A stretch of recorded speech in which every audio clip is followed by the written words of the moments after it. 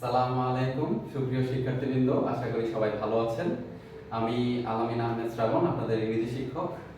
অনেকদিন আপনাদের সাথে দেখা সাক্ষাৎ নেই, যেহেতু দেখা হচ্ছে না, ক্লাস অফ, তো ভাবলাম আপনাদের সাথে একটু দেখা করি। তো কি নিয়ে আসা যায়, তো হঠাৎ ভাবলাম যে সবগুলো ক্লাসে মোটামুটি সাফিক্স এন্ড প্রিফিক্স পড়াচ্ছি।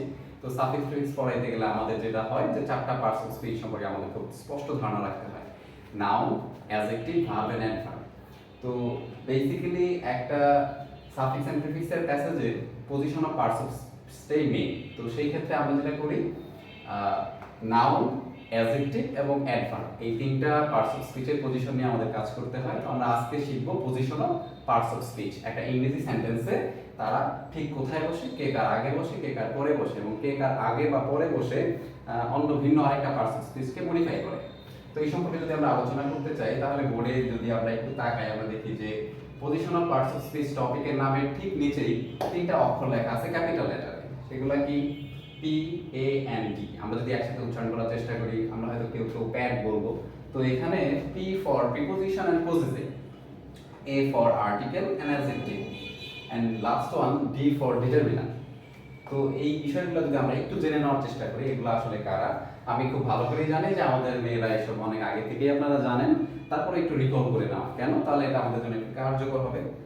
প্রিপোজিশন, প্রিপোজিশন হচ্ছে of, in, at, by, with, for, to, on or etcetera. এই ধরনের অনেকগুলো প্রিপোজিশন আপনারা জানেন, এর বাইরে অনেকগুলোই জানেন। আমি বোর্ডে হয়তো জায়গা স্বল্পতার কারণে সবগুলো লিখতে পারি নাই। এন্ড দেন হচ্ছে পজিটিভ। পজিটিভ হচ্ছে আমরা খুব সহজে যদি বলি যে সাবজেক্ট বিভিন্ন ফর্মুলার মধ্যে থার্ড বক্সে যেগুলো থাকে, যেমন হচ্ছে ধরেন আই, মি, মাই। তো এই যে 3 নাম্বার বক্সে আমরা থার্ড ওয়ানে যেটা খুঁজে পাই, আই এর জন্য মাই, একইভাবে ইউ এর জন্য হচ্ছে ইউ, ইউ, ইয়োর, উই এর জন্য হচ্ছে we, us, our, he, him, his, she, her, her, they, them, their, it, its. এই যে এইভাবে আমরা বিভিন্ন পার্টস অফ স্পিচ আলোচনা করার ক্ষেত্রে এখানে আমরা এই আলোচনাটায় আসলাম যে সাবজেক্টের থার্ড বক্সে যেটা থাকে এটা হচ্ছে বেসিক্যালি পজেসিভ ফর্ম। একটা সাবজেক্টের পজেসিভ ফর্ম, প্রথমটা সাবজেক্ট ফর্ম, দ্বিতীয়টা অবজেক্ট ফর্ম, তৃতীয়টা হচ্ছে পজেসিভ ফর্ম। তো পজেসিভ ফর্মগুলোর সাথে আমরা সবাই কম বেশি পরিচিত। এরপরে আরেকটা বিষয় আসছে আর্টিকেল। আর্টিকেল হচ্ছে নির্দিষ্টতা অনির্দিষ্টতা প্রকাশ করে। এ এন্ড দি দুইটা ইনডিফিনিট আর্টিকেল, এবং দি হচ্ছে ডেফিনিট আর্টিকেল। অ্যাডজেক্টিভ হচ্ছে একদম খুব সহজে ছোটবেলা থেকে যেভাবে আমরা পড়ে আসছি যে নাউন বা প্রোনাউনের দোষ, গুণ, সংখ্যা, পরিমাণ, অবস্থা যারা প্রকাশ করে তারাই হচ্ছে আসলে অ্যাডজেক্টিভ। ফর এক্সাম্পল বলা যায় গুড, অবশ্যই কাউকে ভালো বলতেছে, তার গুণ। ব্যাড, কাউকে খারাপ বলতেছে। মেনি আর মাস, যারা হচ্ছে সংখ্যা প্রকাশ করতেছে, অবস্থা প্রকাশ করতেছে। তো নাউন বা প্রোনাউনের দোষ, গুণ, সংখ্যা, পরিমাণ, অবস্থা এগুলো প্রকাশ করলে সেগুলোকে আমরা বলি অ্যাডজেক্টিভ। এন্ড ফাইনালি হচ্ছে ডিটারমিনার। ডিটারমিনারও আসলে সংখ্যা বা পরিমাণ প্রকাশ করে এমন শব্দগুলাই সাধারণত খুবই পরিচিত।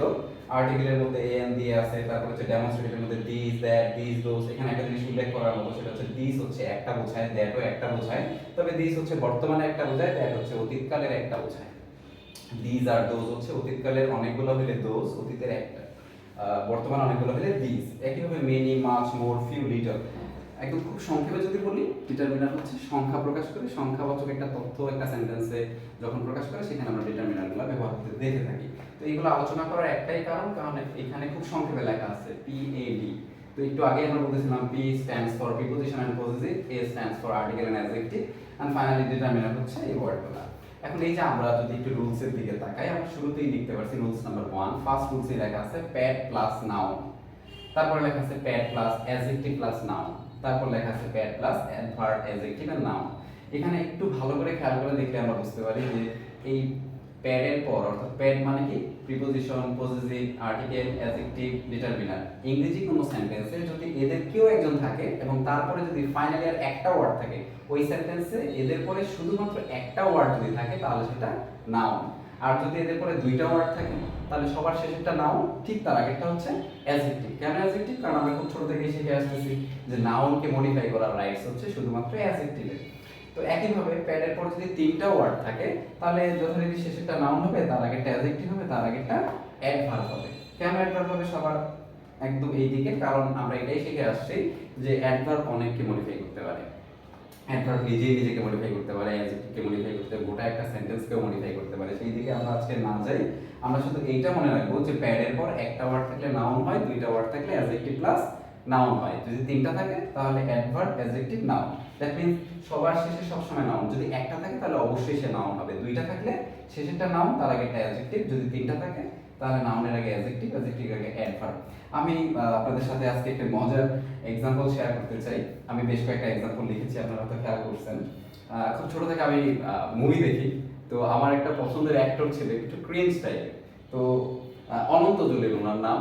ওনার একটা গান ছিল একটা মুভিতে, যে হচ্ছে ঢাকার পোলা আমি ভেরি ভেরি স্মার্ট।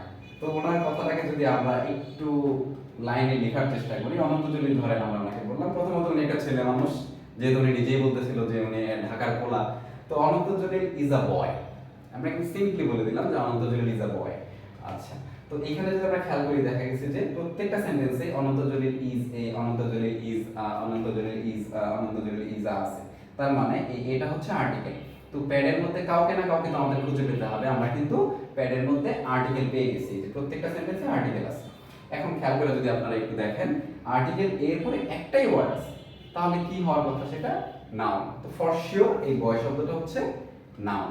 এই বয় ওয়ার্ডটা এই সেন্টেন্সটাতে অবশ্যই নাউনের কাজ করতেছে, এবং এটা পার্টস অফ স্পিচের কথা যদি চিন্তা করি তাহলে এটা নাউন। এন্ড দেন হচ্ছে আমরা যদি দ্বিতীয় লাইনটার দিকে একটু তাকাই, এখানে দেখা যাবে Ananta Jalil is a smart boy. তো বয় শব্দটা একটা নাউন, তার আগের যে শব্দটা আছে স্মার্ট, আমরা তো জানি নাউনকে মডিফাই করে কে? অ্যাডজেক্টিভ। তাহলে আবার যদি আমরা সূত্র অনুযায়ী তাকাই, যে সবার শেষে বয় আছে নাউন, নাউনের আগে একটা ওয়ার্ড আছে, তাহলে সেটা অ্যাডজেক্টিভ। একইভাবে যদি এর পরের লাইনটাতে তাকাই, Ananta Jalil is a very smart boy, এই লাইনটাতেও আমরা দেখতে পাই সবার শেষে এখানে যে আর্টিকেল আছে, আর্টিকেলের পরে তিনটা ওয়ার্ড আছে। তো আমাদের সূত্র অনুযায়ী তিনটা ওয়ার্ড থাকলে প্রথমে হবে অ্যাডভার্ব, তারপর এটা অ্যাডজেক্টিভ, সবার শেষে হচ্ছে নাউন। সেই হিসাব মতে এখানে আর্টিকেলের পরে তিনটা ওয়ার্ডের সবার শেষে একটা নাউন, তার একটা স্মার্ট, অ্যাডজেক্টিভ, নাউনকে মডিফাই করতেছে, তাকে আবার মডিফাই করতেছে ভেরি, তাহলে এটা হচ্ছে অ্যাডভার্ব।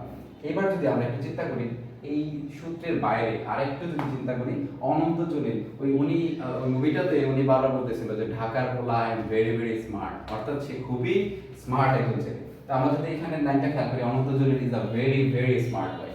তো এখানে তো আমরা তিনটা শব্দ পড়ছি, এখানে কিন্তু চারটা শব্দ। Is a article